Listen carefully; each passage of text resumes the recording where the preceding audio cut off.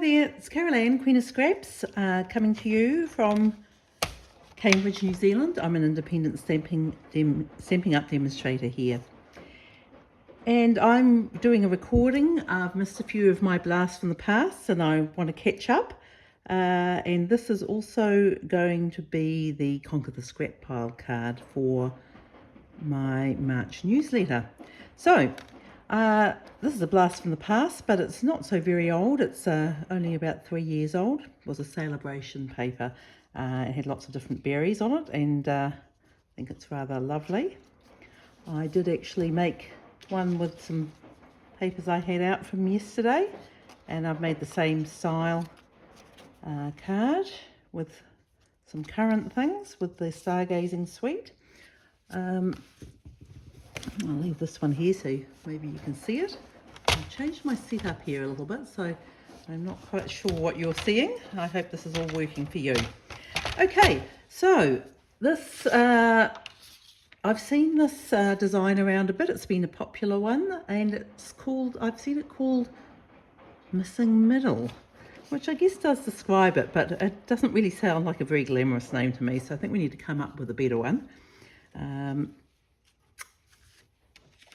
But it's quite easy to make, and it's also quite fun to make. And I'm planning some different styles. I recommend that you do start out with a whole sheet of A4 and cut it down. Well, I'm just going to show you how I cut it down. If I'm making a card that I want to be top folding, like you do for these ones, I usually just cut my A4 in half that way. So you're cutting it at 10.5. This is what you have left, and you'd just score it at 14.8 if you're making a standard card. But we're not making a standard card. We are going to cut it first of all at 5 centimetres. And then we're going to slide it along, keep that bit, because that's going to be the bottom part. You can see there. Can you see it? Yes, you can. No, you can't. Okay. We'll get that in shot shortly. Then we're going to score this at the normal spot we normally do the scoring, which is 14.8. I think I've zoomed in a bit too much. Let's just see if we can zoom out. Zoom out. Sorry, people. Do not have complete control of my stuff here. 14.8, I think you can probably see what I'm doing now. And I've scored that there. And then without actually taking that out, we do actually want to slide it on. We need to cut another little bit, and I'm going to slide it along and cut it at 18.3. So 18.3 is off a lot down here. And I'm just going to cut that off. Do I need to do any more cutting? I don't think I do. So we have got our card base with this top flap, and this is the bit we cut off before. It's going to fit down there. So I'm going to I've already started decorating up the insert. I'm going to pop that in here next. This paper, like a lot of Stamping Up papers, has got some of the paper options in the DSP. They're all double-sided, and some of them have got the option to use either a die or punch to cut out with this punch. So these are retired now, but I've held on to it. I'm just going to cut out a couple of leaves, and I'm going to use those to decorate the inside of my card, or might even be the outside of my card. Just makes it super easy to do that. Don't think I can. Even I sometimes have to throw some scraps away. That is throwawayable. I've also cut out a flower or two, which is sweet. Let's put that aside though. You can see here, when I stamped the inside, I stamped it so it was covered by the outside, so you don't see it when it's closed. But you can also offset things and put them so you'll be able to see things down the side. So that's up to you. Might try offsetting this one a bit when I do it. So, oh, I haven't cut my DSP. Right, let's do that. So this is the matching DSP. This is all you actually need. In fact, you need even less than this. But all the cutting instructions will be in the PDF. But I've got a 10 by 10 piece, and you can use part of it to decorate the inside, which is what I've done here. It's the other flip side of this one. So I'm going to cut this at, I've got it written down here. One of them is going to be at 3 centimetres. Here we go. And the other one's going to be at 4.5. And that leaves the other piece, which you can either use on the inside of the card, or you can use it in something else. I really have finished with that, I think, now. Let's bring this card back. And we're going to glue these bits in place.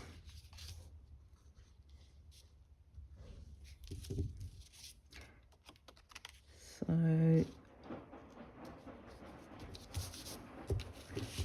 and this one's going up the top. And you could use the other side too, but I'm going to use both with the berry side because I've already partially prepared the little connecting bit, what I'm calling the connecting bit, which is the bit that connects the two pieces together. So I've started creating this little scene, and I've used some of this flip side to make, I think it looks like a little tablecloth. I quite like that. And I've just fussy cut these strawberries out. I don't know whether I want to put leaves with these. I don't think I do. I'm just going to stick these on. They can be on the front of my card.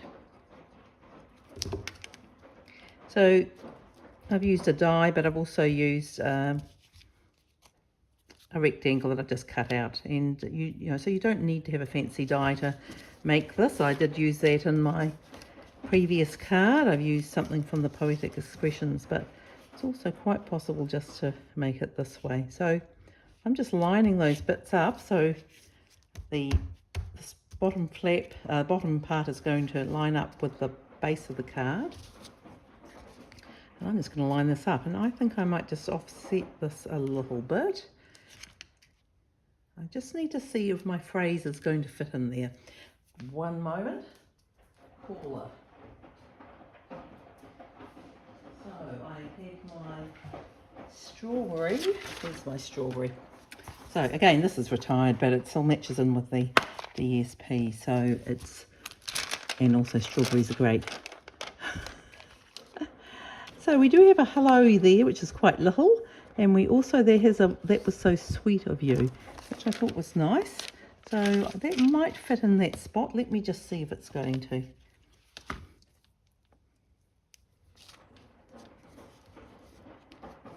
I don't want to crowd it up too much. I think if I put that there, it might actually be a little bit crowded.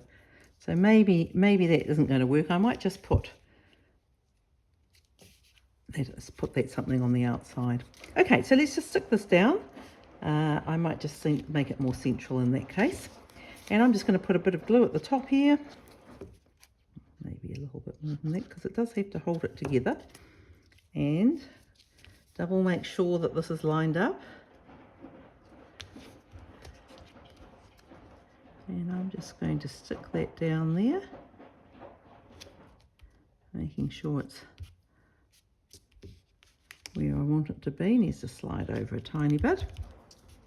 Okay, so let that dry enough. It might need to come down a tiny bit, come up a tiny bit more. There we go. Just to make sure the glue's covered up. Yep. Might be a tiny bit there. I'll have to clean that up. I'll let that dry. Don't do what I do. Sometimes I'm a terrible warning. So we're just going to put a little bit of glue down here, don't use too much, Caroline. We're going to pop this back in place, pop this down, and keeping everything nice and flat and making sure everything's still aligned. So just, that'll fit on there. Perfect. I think we can do that. Okay, so this is holding it all together. I will just use my gluey razor to get rid of some little bits there. And but it's best to do that when it's dry. I think these bits I've punched out I might have to save for another card because they're not going to. Oh, maybe I'll just put that little one down here. Yes, that's what I'll do. I'm going to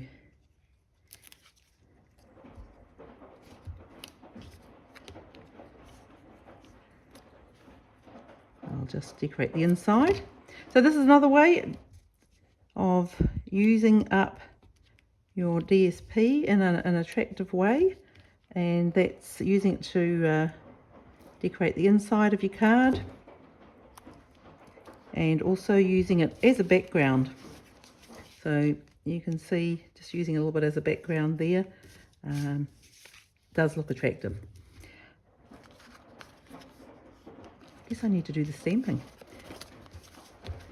Let's hope I don't muck it up. It would have been better to have stamped it first.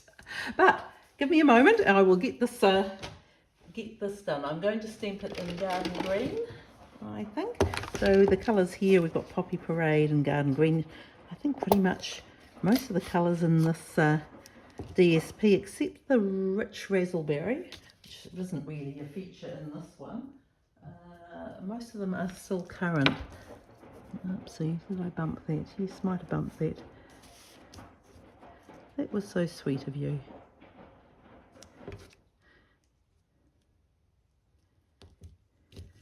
There we go. So we've got that ready to race. And let's, we're on screen, we are on screen. Great.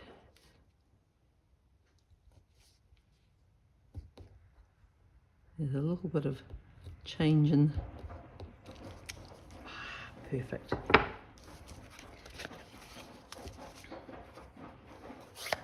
Now if I wanted to, especially because you may or may not have spotted, I've got a little glitch in the matrix.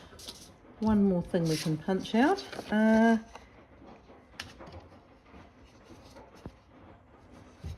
No, I don't want to punch that one out. I want to punch this one out.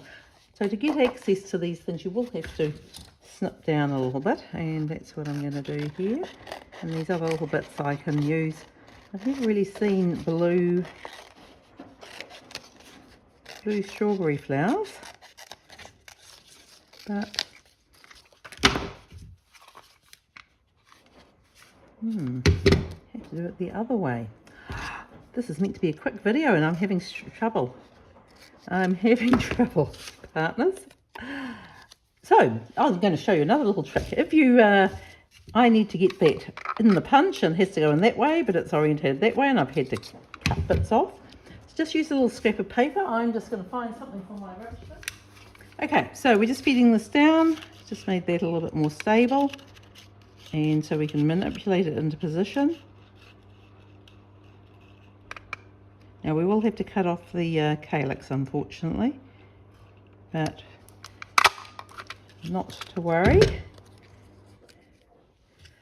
because we can just cut a fresh one out of some. Oh, I don't really want to use that. So you can see this is actually the DSP, the cardstock I cut out of here, and I could use that to cut the mat if I'd wanted to. I still could. I could have put a triple mat on that one. It's big enough for that. But that might be a bit of an overkill. So maybe I will just use that to punch out my little calyx. And if you wanted to give that a bit more dimension, you can give some, put some, yeah, let's just put it on there. Seeing as I've got a little green blotch there, I'm going to pop this on here. I want to stabilise it a little bit so it'll pop up. I might even put some dimensionals under it. In fact, I will put some dimensionals under it. So I'm just going to do another punch here. And this is an easy way of stabilising your DSP. Just make another shape, pop it on there. I'm going to put my calyx on here and just going to overlap a little bit there. And now that's actually quite strong because it's got another layer in there, and I'm going to use some dimensionals.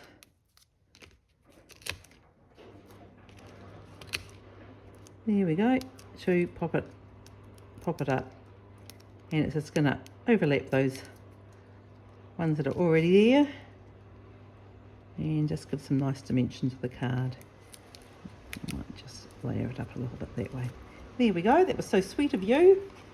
And then we've got a little bit inside there. And now I'm going to take my glue eraser and we're just going to get rid of that salt. Amazingly sticky, behind the flap. There we go. That was so sweet of you. So that's my Blast from the Past card using Berry Blessings DSP. I hope you like it, and join me for another Blast from the Past video. I am doing some catch-up ones, as I said, and there'll be another one most Sunday nights. Okay, see you again then. Bye.